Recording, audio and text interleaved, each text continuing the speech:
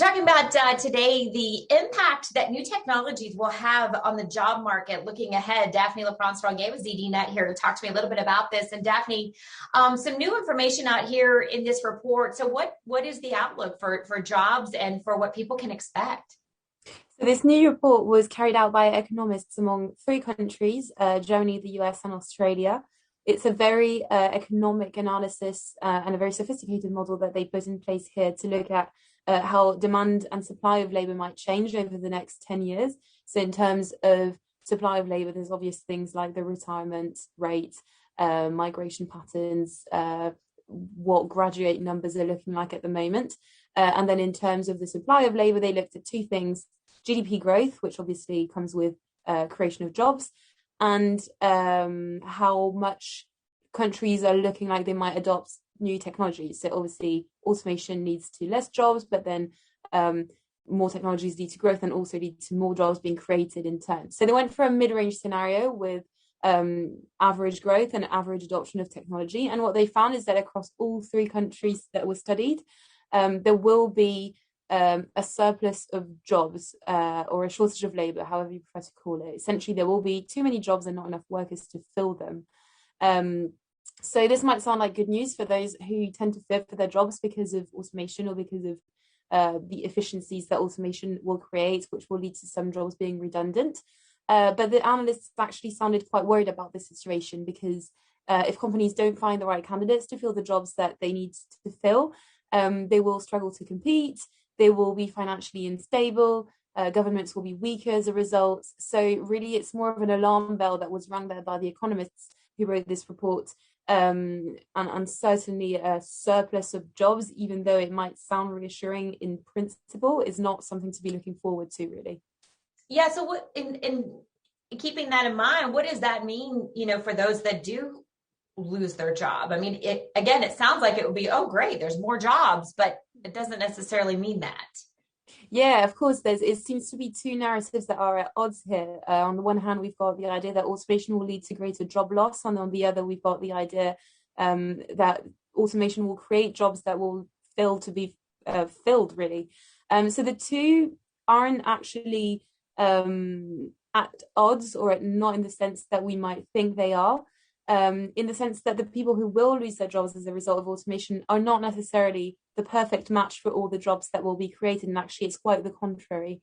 When we look at the jobs that might be made redundant, it differs across different countries who might be impacted by automation and new technologies.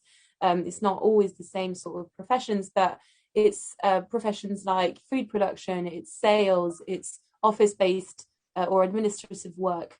When we look at the jobs that will be in demand, it's the same across all three countries. It's computer-related jobs, it's engineering, it's science, it's technology. And interestingly, it's also jobs that are related to human interactions. So healthcare, teaching, education, everything essentially that a machine can't do.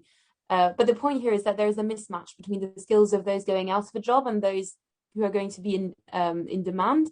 And that's where there is this sort of stress and worry from the analysts in terms of what the labour market might look like in the next 10 years. Because, there's a risk of not only people being unemployed, but the job that will be created not being suited to the skills that are out there on the market. So, and with this, Daphne, as you mentioned, this is sounding the, alarm to let people know that this is what's coming up and what we're looking towards. What needs to happen now? How do employers ensure that they do have the right kind of people to fill what inevitably will be openings that they're going to have? Yeah, so obviously it's a task that's to be shared across different agents in society. It's not up to one person to make this massive shift happen as smoothly as possible. The analysis calls for action for governments, for companies, and for individuals. So all three are responsible and should take responsibility for this. Governments should put in place reskilling, upskilling, retraining programs that are adapted to the needs that will come. They pointed to some examples that are already in place. For example, in Singapore, there's a Skills Future program for every citizen to have access to a pot of money that they can draw on throughout their life whenever they feel like they need to be reskilled or that they need to learn something new through a specific program. It's also the job of companies to assess and develop these models to analyze how their workforce might change in the next few years and make sure that where there will be less demand, workers are retrained in order to meet the demand that will be created for highly skilled jobs.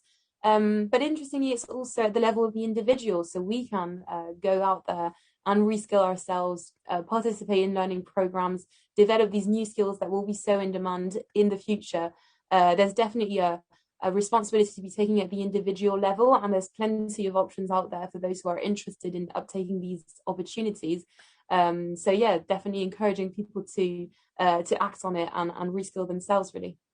Yeah, most definitely. All right. Well, Daphne, of course, we have much more on the job market and how the impact of technology and jobs, where that intersection is, much more on ZDNet.